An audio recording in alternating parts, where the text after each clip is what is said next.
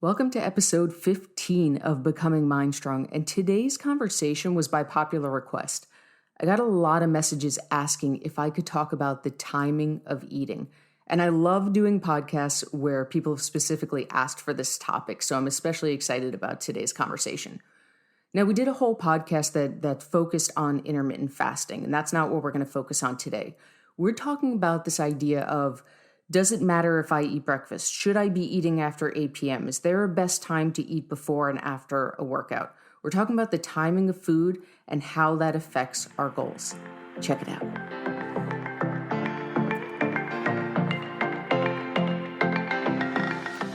Welcome to Becoming MindStrong, the official podcast of MindStrong Fitness. My name is Rachel. I'm the owner and head coach of MindStrong Fitness, and I am here to teach you truth. No more bullshit, no more point systems, no more shakes, no more wraps. This is math and science, and we're going to learn how to do it together. Ready? Let's rock and roll.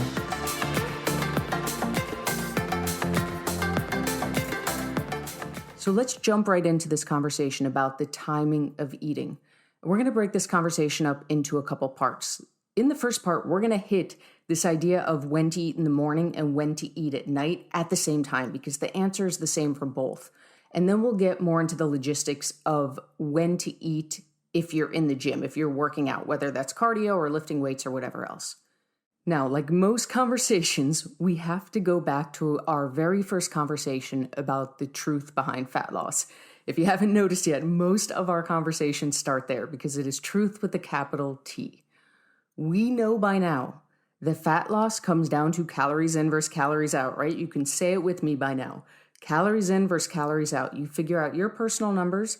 You get in what's called a caloric deficit, learning to eat less calories than you burn in a day, and you lose fat. That's it. That's the secret pill. That's the holy grail that everyone is looking for. It comes down to learning your numbers, getting in a deficit, and then, easier said than done, not giving up, right? It takes time, it takes consistency, and it's going to be frustrating at times, but if you don't give up, you will see the results. What does not matter in that conversation of fat loss is when you eat those calories. And here's what I mean. If you figure out your numbers and you learn that you have to eat 1,600 calories a day to lose fat, that's your personal goal based on whatever numbers you worked up for yourself or a coach worked up for you. It does not matter if you eat those calories in the morning, in the afternoon, or at night. So this whole idea that breakfast is the most important meal of the day, absolutely not true. In fact, we're going to talk about what the most important meal of the day is a little bit later. But in the grand scheme of things, breakfast is personal preference. If you love breakfast, eat it. If you hate breakfast, don't eat it. If some days you want to eat it and some days you don't, it doesn't matter. And the same thing is true of this whole idea about not eating after 8 p.m. And again, we're going to dive even deeper into this in a few minutes when we talk about workouts, because sometimes the opposite is true. But again, this idea that if you eat right before bed and then you go to sleep, your body's going to store that food as fat. What? Show me the scientific evidence that says that. It is complete bullshit. Fat loss comes down to calories in versus calories out. It doesn't matter, as we talked about in our podcast about intermittent fasting, it doesn't matter if you eat those calories in 3 meals a day, in 12 meals a day, in 32 small meals a day. It doesn't matter. It's calories in versus calories out every single time. So if you love breakfast, eat breakfast. If you hate breakfast, don't eat breakfast. If you tend to get snacky late at night, then save some of your macros for late at night and eat them then. If you prefer to stop eating after 8 because you sleep better on an empty stomach, then stop eating before 8 or after 8. It all comes down to personal preference. But when it comes to fat loss, there is absolutely no truth that you are hurting your goals by eating or skipping breakfast or by eating or not eating after a certain arbitrary time at night. That's point one. That is the most important takeaway of this episode. Now, the conversation gets a little more poignant if you work out.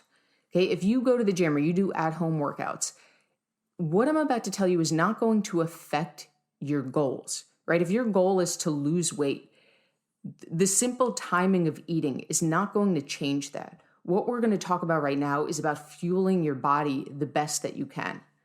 So as a general rule, before a workout, I try to eat about an hour and a half to 2 hours before. And what's going to determine that number, that length of time, is how much I'm eating, right? If I'm going to do a big workout like legs are our biggest muscle group. So I'm not going to eat a half hour before because my body's going to be busy digesting and I'm going to feel terrible. I'm going to be nauseous during my workout. But if I eat 3 hours before, by the time I actually get to my workout, I've already burned off some of those calories and they're not there for me. So part of this conversation is trial and error. I'm going to give you general guidelines and then you will quickly learn by trial and error. I'll pause and tell you a quick funny story. When I was first getting into training, I had no idea what I was doing. Bigger life statement, but especially with eating. And I remember one day I ate a tuna fish sandwich before going to the gym and lifting weights. And that was the one and only time in my life I've ever done that because I quickly learned that was not the right choice. I've also learned for my body that fat before a workout does not go well. I think part of that is because I had my gallbladder out at a young age, so I don't process fat that well. But if I eat fat, if I have like toast with avocado before a workout, I get super nauseous. You might not be the same. Plenty of people can have that as a snack and feel great. So I say that to say, I'm giving you guidelines, but it's very easy trial and error. You'll put these to use and then you'll tweak and adjust the details depending on what works for you. So as a general rule, aim for an hour to an hour and a half before your workout to eat. What do we eat before a workout? We're going to do a whole separate podcast on this topic of what to eat before and after a workout. But as a general rule, we want to aim for the majority carbs, maybe a little protein, low in fat. That is a general guideline. Complex carbs, things like pasta and rice and oats. Oatmeal with banana is like the perfect example of good complex carbs an hour and a half to 2 hours before a workout. Maybe throw a little protein in there, easy on the fat because fat is more calorically dense. It takes longer for our body to process it. And you don't want your body focusing on processing while you're trying to train. Bigger conversation that we'll have another time. After a workout.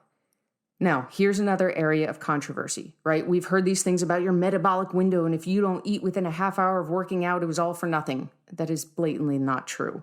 A workout is a workout, whether you eat or not afterwards. But if we think about it, what are you doing during a workout? Calories, as we know, calories are our fuel. You put gas or electricity in a car, you put calories in your body. They're literally the fuel of our body. So when we work out, we are burning off fuel. We're burning off calories. The most important meal of the day, in my eyes, is the meal you eat after a workout because you have just depleted your body and it is now it's searching for ways to replenish itself. So after a workout, I try to eat within a half hour just because I feel that surge, right? When we're done working out, we're drained and I want to fuel my body back up. So my personal typical go-to after a workout, I'll usually do a protein shake and some kind of simple carbs. The theme of simple carbs, and again, we'll do a whole podcast on this, but the theme of simple carbs is sugar. Now, you'll actually see some bodybuilders go and eat like a bowl of Lucky Charms after they work out. I don't suggest that because nutritionally, that's not the best choice, right? We did a whole podcast on the idea of good versus bad foods, nutritious versus unnutritious foods, and the fact that weight loss, technically, you can hit your weight loss goals without a lot of vitamins and minerals, which we don't suggest. Go back and check that podcast out if you forgot. So I don't suggest going to Lucky Charms the second you're done with the workout. You can once in a while, right? That's the beauty of macros. You can do it. But my favorite is fruit. So after a workout, I tend to have a protein shake and some fruit. After that, if I'm still super hungry or my schedule allows it, I'll have my full meal. I try to have dinner as soon after my workout as possible because that's when my body is hungriest. That's when my body needs to be replenished. That's where I'm going to give it a really good balance of carbs, fat, and protein. My dinner tends to involve a mix of all of them.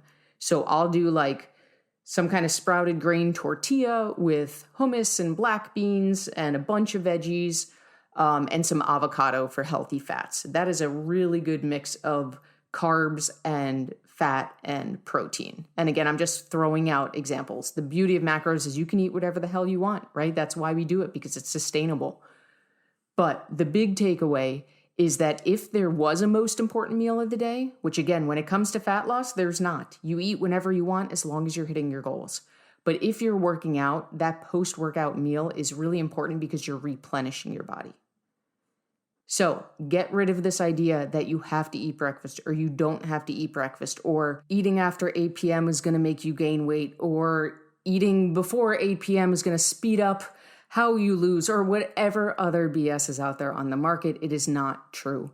Fat loss comes down to calories in versus calories out. Step 1 is learning your numbers. Step 2 is staying there and being patient and trusting the process. And when you get frustrated and you want to quit, not quitting, because it takes time and it takes consistency. But the beautiful part is it's math and science, and when done correctly, it works every single time. If you are working out, make sure you're fueled for your workout, right? It's not about speeding up the results. It has nothing to do with that. It has to do with fueling your body. Your body needs energy to work out. That's our fuel. So we aim for an hour and a half to 2 hours before a workout. We aim for mostly complex carbs, some protein, a little bit of fat, so we can be optimally fueled for our workout. Again, that will tweak and adjust. The more you do this, the more you'll find what works best for your body. You'll try, and it's very easy, right? You'll have a pre-workout snack or meal.